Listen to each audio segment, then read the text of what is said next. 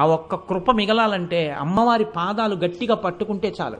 ఒక్కొక్కసారి భగవంతుని చేష్టితం ఎలా ఉంటుందంటే పైకి చాలా కష్టంలా కనపడుతుంది, కానీ ఆవిడ కష్ట రూపంలో చిన్న కష్టం ఇచ్చి పెద్ద సుఖాన్ని ఇస్తుంది. మనకి తెలియదు ఆ విషయాలు.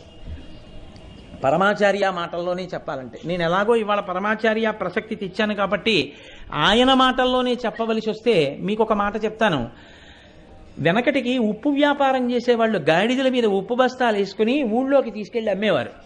ఒకనకొకప్పుడు ఉప్పు అమ్మే వ్యాపారులు గాడిదల మీద ఉప్పు బస్తాలన్నీ వేసుకుని అరణ్యంలోంచి వెడుతున్నారు. దొంగలు చూశారు, వీళ్ళు ఉప్పు బస్తాలన్నీ పట్టుకెడుతున్నారా, ఉప్పు బస్తా అంటే చాలా బరువు, ఆ ఉప్పు పట్టుకెడుతున్నారు, వీళ్ళు ఉప్పు అమ్మి మళ్ళీ వస్తారు.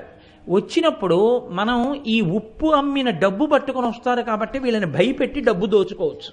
కాబట్టి ఇవాళ వెడుతున్నారు కాబట్టి ఓ 2 రోజుల్లో ఉప్పు అమ్ముకుని వస్తారు.